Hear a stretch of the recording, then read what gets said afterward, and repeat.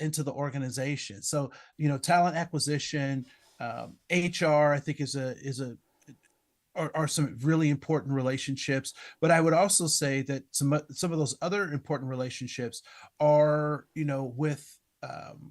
with strategic thought partners, right? So, So if you have a strategy team, the strategy team. If you yeah, have your business development team, it's business development, right?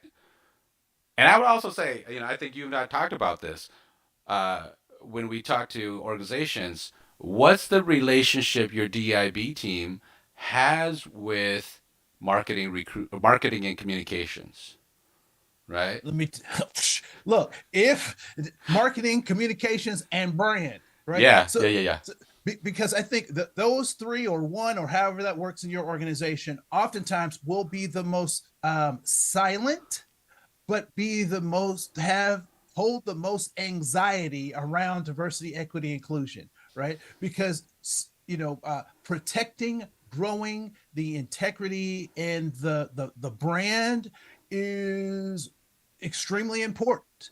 And oftentimes, if it's not done correctly, or there's not clear communication, it can feel like DEIB processes, communications, approaches are antithetical or opposite of Yeah. what the brand is trying to accomplish, right? So, as an example, there are so we have Juneteenth coming up, which is a federal holiday. We Correct. also recognize that there's been a crossover from Columbus Day to Indigenous Peoples Day, Mm-hmm. right?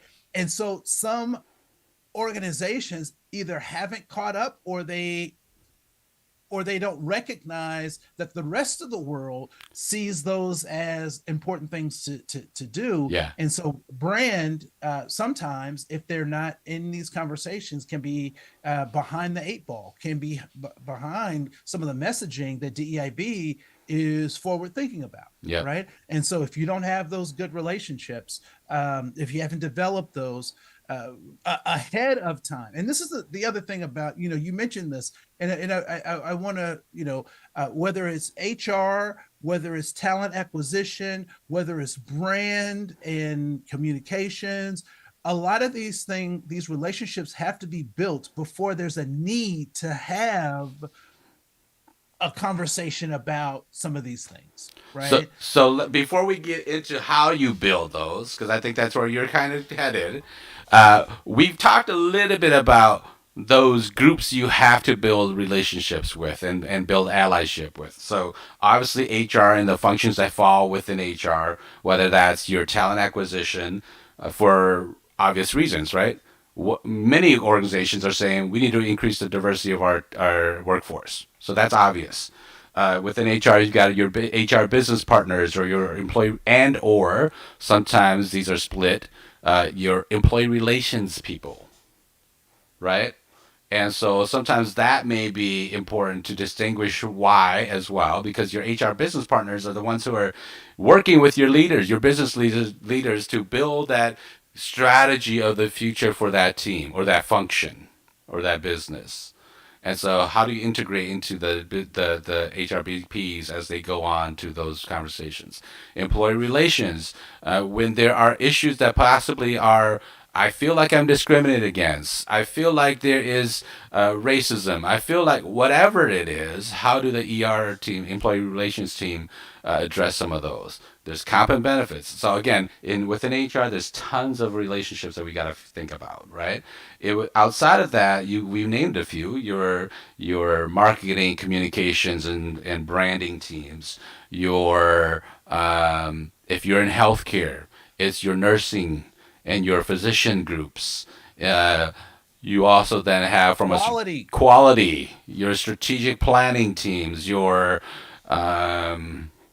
what development and fundraising teams. So where I think where we're trying to get at Supplier diversity. is every single aspect of the organization we touch. So how do we build allyship across and relationships across all those functions in such a in big organizations or small organizations? on and be visible, right? Mm-hmm. So don't take up all the air in the room, but people love a winner, so they want to show that trophy of, this is what we're doing for DEIB, and here's our trophies and our Mm-hmm. awards and all those things, while simultaneously not trying to alienate all the people that helped get those awards happen, right? So, yeah, so first and foremost, I think is really having a sound strategy on how to help other people achieve their goals, Okay. right? And so really thinking about what is it that that brand is trying to do, and so how does DEIB elevate what brand is trying to do?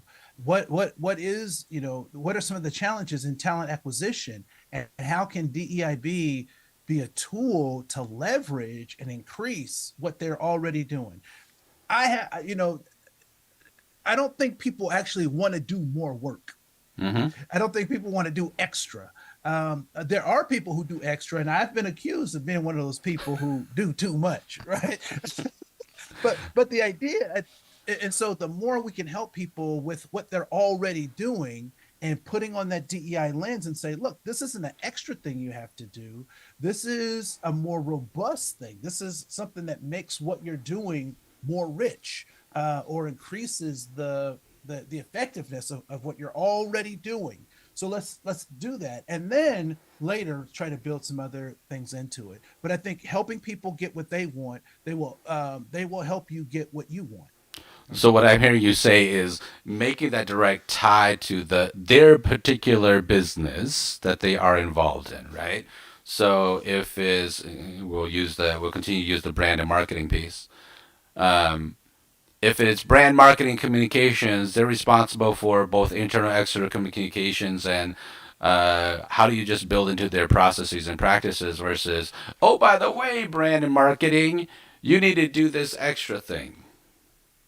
So I want to hit on what you talked about that diversity lens. And sometimes people talk about it being an equity lens, right? Diversity lens, equity lens, justice lens. They there are some differences, nuances. Let me say that. But there is some foundational pieces that all of them share, right? So what does that encompass? We've talked about, and I think the hot thing right now in the training world of DEIB is unconscious bias, right? Is that where we start when we talk about building allyship? Well, yeah, and I would also say that anti-racism is Yeah, also even more hot in terms true. of this stuff, and I think it really boils down to, again, this question of effectiveness versus being right. Mm-hmm. And so I think leaders, we have to. This is one thing that I think is probably paramount when we're trying to build these relationships. And one of those is having like a diversity roundtable of thought leaders that are not just you Mm-hmm. or not just me, so that we can ferret out some of these things. Because are we poised to be an anti-racist organization, right? Are we poised to, and is there data and resources that can be allocated Mm-hmm. to this unconscious bias training? Like, how much of this directly impacts our business bottom line or directly impacts the mission of our organization? And so I think that those are some great places to start, because if we go into a lot of the social movements without understanding what the business case is for us, and it doesn't have to be a laborsome process, but if we can't explain the business case, then we're creating excitement and we're creating anxiety that's not going to lead us anywhere. So I've heard people say, you know, we need to in bringing people together at that table you mentioned. we need to build a safe space for all voices to be heard. That's great in theory. Oftentimes, the quote unquote dissenting voice sometimes does not get heard at that quote unquote safe table. How do you create space for that dissenting voice, that they can bring that dissenting perspective without feeling ashamed, without feeling like, oh man, I'm not on board with this DEI thing?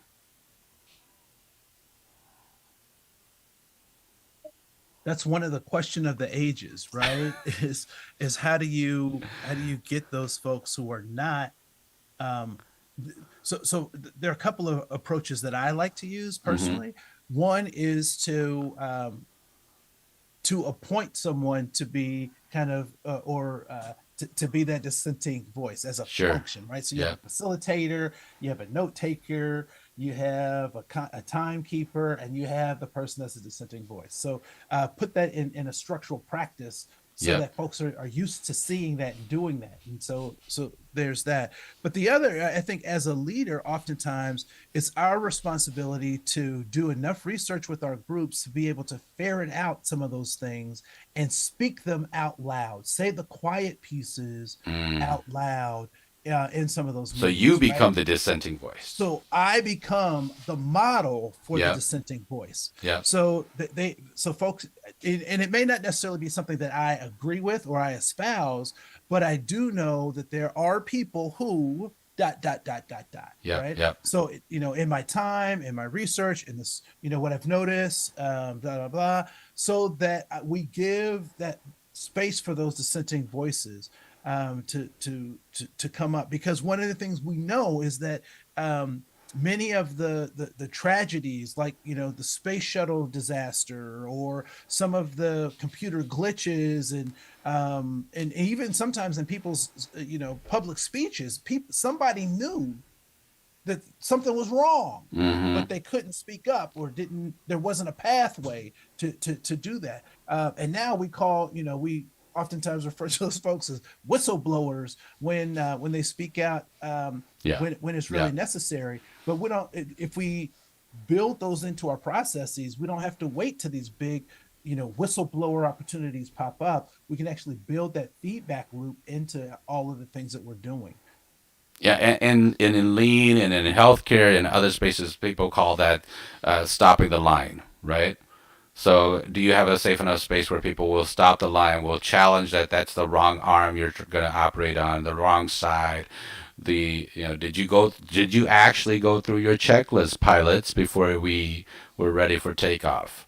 Um, and so I love that idea of you be as the leader role modeling what that looks like. And oftentimes we talk about we being as the leaders being the role model for what inclusion looks like, inclusive leadership looks like. And oftentimes we forget that being that role model of the dissenting voice is also important. So, you know, especially, and you brought up anti-racism and social justice and other pieces. In this work, I've often heard from leaders and who want to be allies, who want to be partners in this work, right? I'm just uncomfortable. I just don't know what to say when it comes to whether it's gender identity, race, uh, gender issues, disability issues, whatever it may be. I'm just uncomfortable. I just don't know where to start. I don't have the language. I don't have.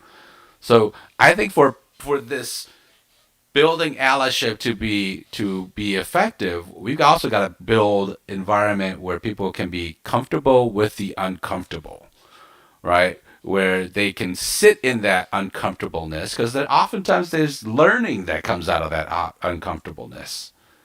I remember growing up, and I think in our conversations I've used this analogy and this example really a couple of times is if I'm at the mall shopping with my kids, right?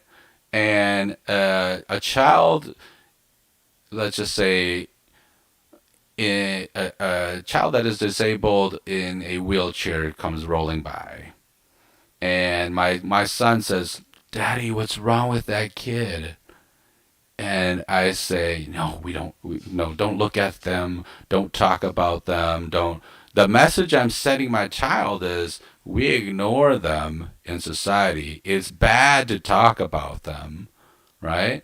And so eventually, as my kids grow up, they learn that unwritten. I didn't say to ignore them, but I surely did say that through my actions, right?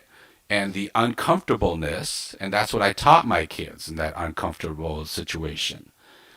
And so sometimes we will have to build that into the relationship as we go down this path, is that helping people be comfortable with the uncomfortable, the what they don't know. Yeah, and along with this anti-racism stuff, and these are things that are connected, right? Correct. So people will talk about unconscious bias, but we never really talk about conscious bias, Yeah. right? And people will ask questions like, "Well, isn't some aren't some forms of bias okay or good or whatever?" And the answer is Yeah. yes, but context matters, right? So whatever content, whatever. And I don't want to go down that path, but the idea that when we talk about anti-racism work, and we talk about, well, I don't know what to do, and I don't know, that's cool to a certain extent, but Mm-hmm. at some point one must understand the importance of doing your own homework, Yeah. because if we want to do something, if we want to look for a car, if we're looking for a house, if we're looking anything that we're looking to add that to make our lives better, we research Mm-hmm. because it's important to us. In the case where you I certainly didn't grow up learning a lot about people in wheelchairs or people with developmental delays or what my grandmother would say, challenges. Certainly didn't grow up knowing about a lot of this stuff, but I can't use that excuse forever, Yeah. Yeah. Yeah. particularly when I come to the age of accountability and I'm in a workplace. Like I anticipate that this is the coliseum of ideas, the opportunities for me to meet all sorts of folks from all sorts of backgrounds in the workplace. Mm-hmm. And so that I don't know, I feel uncomfortable, that stuff only works for so long until we come into the age of accountability, and particularly as leaders within an organization, whether I'm leading myself, whether I'm leading the my department, the budget, the a project, whatever. These are skills that are necessary. So the real question is, a, why don't people see this as important enough to invest themselves? Mm-hmm.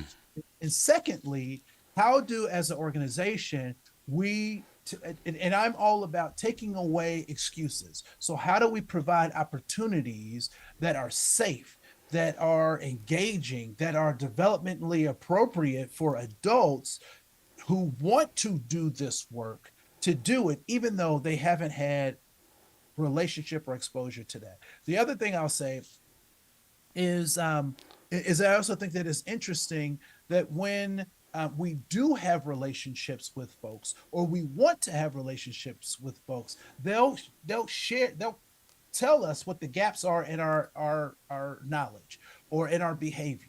Right? There's so many times when my Somali brothers and sisters have said, brother, here's something you want to think about when engaging with this kind of person. Here's something you want to think about when engaging with this kind of person. Or this is what this iconography or image means.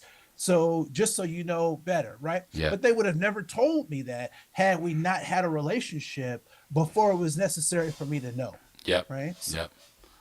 So to get out of that uncomfortableness, there's needs to be some kind of some knowledge building, some competency building, some skill building.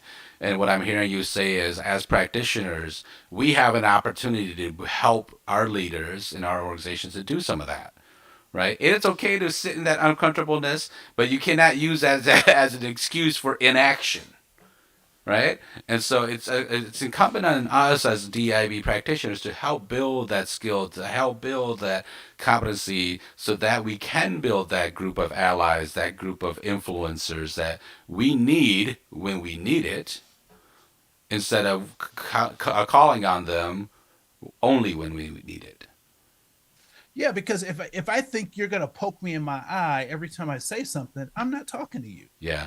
And like and again, it's this notion of you can be right or effective. Yeah. It's a false dichotomy. I do want to say that, but the notion that oftentimes one can weigh more than another, and so helping people, meeting them where they are, having conversations, and we've talked about heroes and holidays, and I think Mm-hmm. those it's a great starting place. Yep.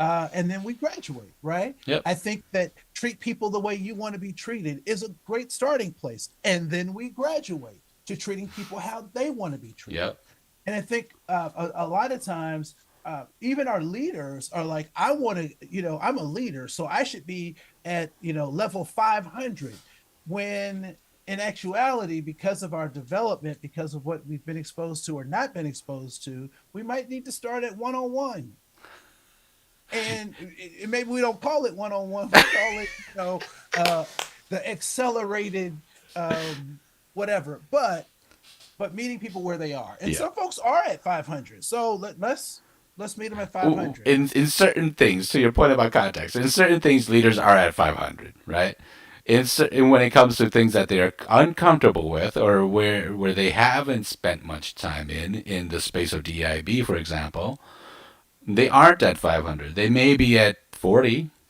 They may be at 100, right? If they've done some of that work on their own outside of, and through the experiences that they've had outside of the organization. So I love this idea and this conversation we're having. I think maybe that's where we can go next time is, what are those competencies and skills you can help as a DEIB practitioner, help your leaders within your organization to build, right? And I think a lot of organizations have talked about, and we've even talked about, inclusive leadership, bias, inclusive hiring practices. All those things are great, but let's take some time, maybe the next call, dive a little bit into what are those competencies, those skills that are important to you as a DIB leader to train or to teach others about. And I hate using the word train, because training for me is like, check the box, we're done with that. Can we move on lower, right? So this is because because uh, there's a Oprah Winfrey quote, or somebody Mm-hmm. that said, when people show you who they are, believe them, Mm-hmm. right? Or something like, I don't know, it's Maya Angelou or Alanya Van Zant, or one of well, anyway, it could be Gail King, I don't know, but at any rate, they I think that's interesting, because when we listen to people talk and they say, I don't feel comfortable with, or I'm not, I don't have the language for, or what they are saying is that they do not have confidence Mm-hmm. in having conversations around that stuff. And so, how do we get to this idea? How do we get to the concept of giving people confidence? We have to help them become competent, Mm-hmm. right? Because the more competence you have, leaders who are at 500 in a particular aspect of the organization or their skill set or whatever, they have a lot of competence, Yeah. which means they also have competence in that, right? Now, there are those folks who have false confidence and all that stuff, and the imposter syndrome and all. We can go through all of that later in another episode. But I think as DEIB leaders, it is our job to give them competence so that they feel competent. There are many times when I have given talking points to leaders, right? I've given bullet points to leaders so that they could carry that message into their sphere of influence and sound credible Yeah. and be knowledgeable on what they're trying to do. And in those cases where I've done that, that's where I've built that ally within the organization who now can leverage on my behalf without me ever being there, right? Yeah. We've gone from just being saying that we're allies, that they've become my NATO, right? So I don't even have to show up. They got my back, and I don't have to worry about them because we now have this coalition, because I've given them good tools. So that's where I wanted to go next. Is that those that is what you just touched on is taking the ability to take action. Great. So there, it's one thing we've talked about this whole uncomfortableness. I'm afraid to say something. I don't know what to do. I don't know what to say. And you gave a great example of, and it can be as simple as here's talking points. Here's your, a an elevator speech. I want you to model your own elevator speech around when it comes to this particular topic or issue. And those are simple things, simple tools that we as DIB practitioners can create and hand off to the leaders, and instantly, if they use them, instantly can gain allies in this journey. Um, how do we create that culture of action in this space? So first of all, I go back to something we oftentimes talk about, Lore, and you're really good at helping me with this because I want to pack my stuff with data and statistics and background and context and That's all the this stuff. educator in you, man. Right, as an educator in me, right? And so you oftentimes say, Andre, give it. They just need bullet points. Make it a one pager on one side. They need Yeah. the infographics version.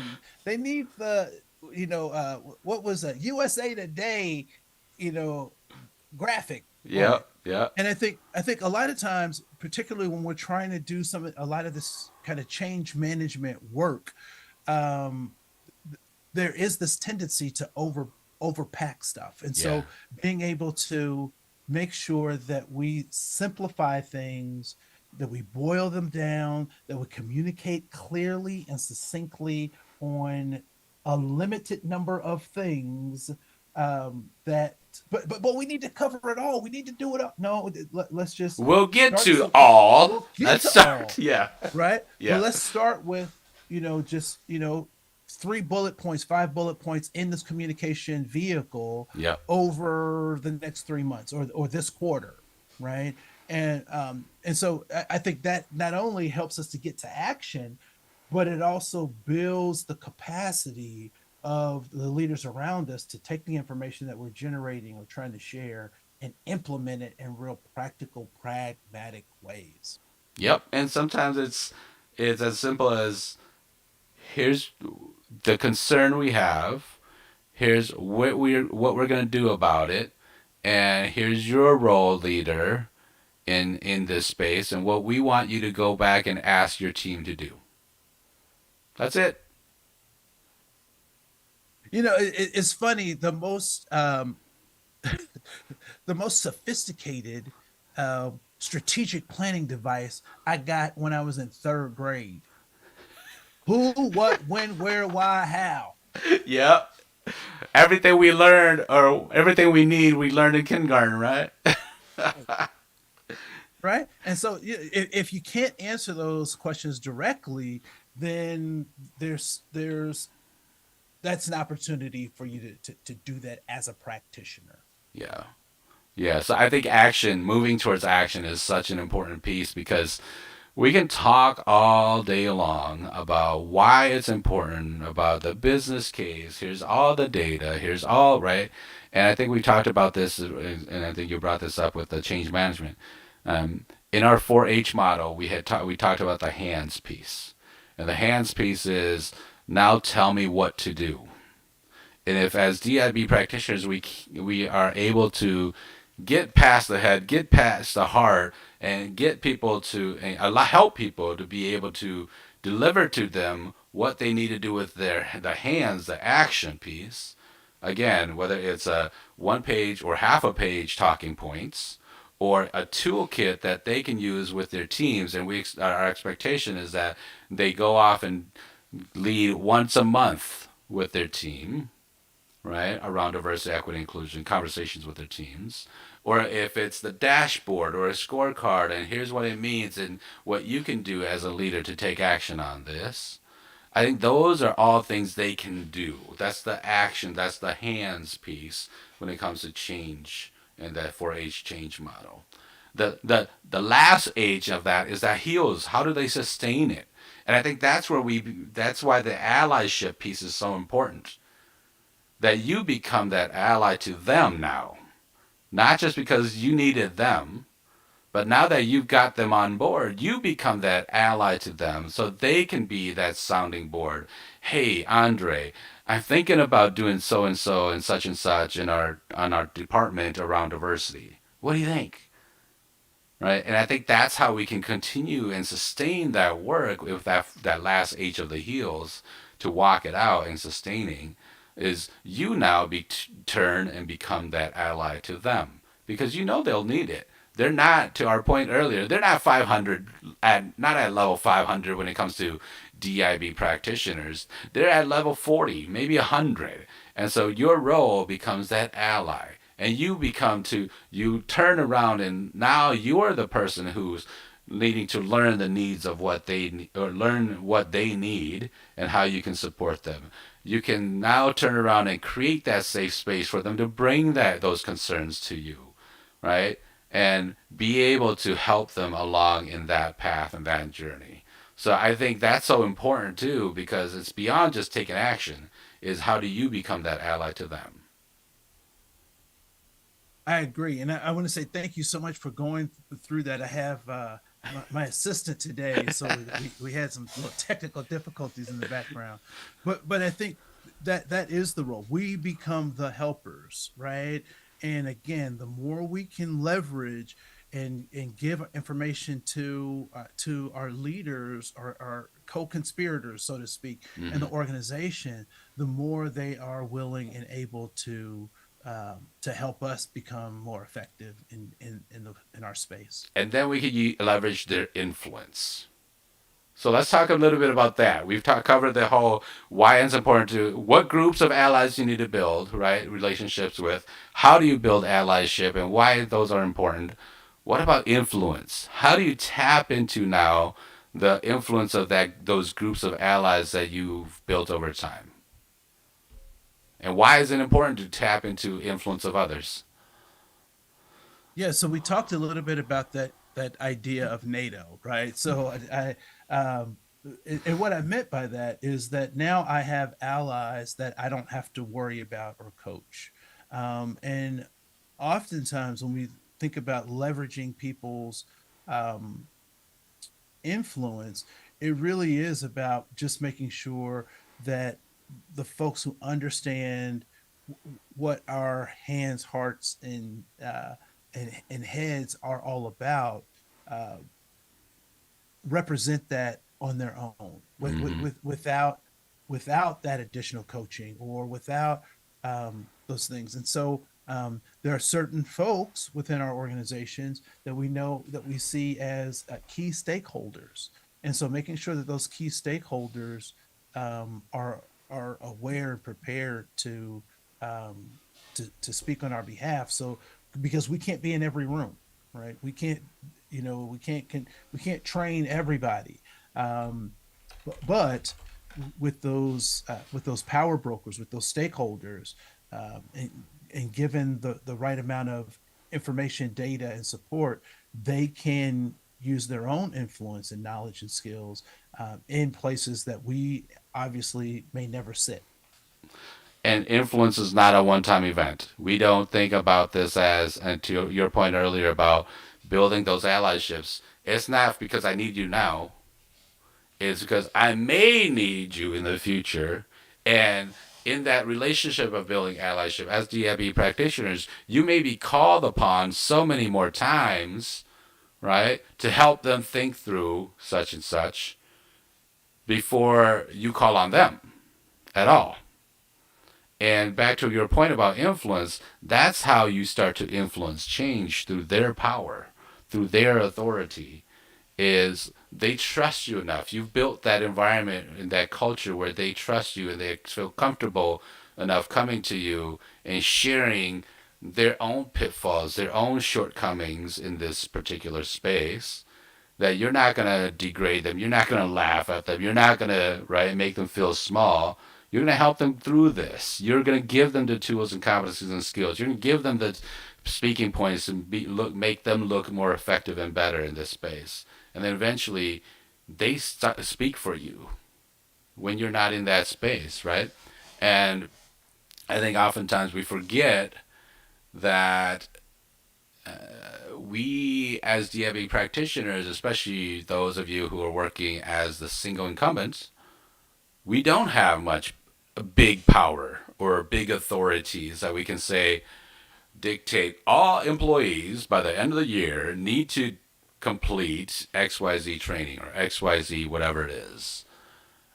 But we can influence certain departments. We can influence certain parts of the organization to do some of the things that we want them to do, right? And so that's where the influence comes in, and that change around DEIB can really start to kick up. Yeah, So and go ahead. well, and I was just going to say, because people like success, right? So, and this is going to sound bad, but I also think that is true. Okay. That that when so people like successful things. Mm-hmm. They also like when things appear to be successful, even if they're not, or if they haven't been proven yet. Right now, Yeah. I'm not going to Yeah. say they're not successful, but they haven't been proven yet. And so, creating this sense of urgency and peer camaraderie, and I would even go as far as to say a little bit of competitiveness. Um, can also be a good thing in an organization as it relates to doing all sorts of things, right? So, from volunteer drives to looking at, comparing departments in the most positive way of the completion rates of a particular task or uh, those kinds of things. Really creating some excitement and even gamifying some of those things can be helpful in leveraging a culture of DEIB, Yeah. right? So Well, any last words around influence and change and allyship? I mean, we've talked about you as that DIB practitioner needing to build allies and helping or using the influence of your allies to create change. I think that's a different conversation from if I want to be an ally around race, racism, gender identity, gender rights, whatever it is, right? What's that path look like?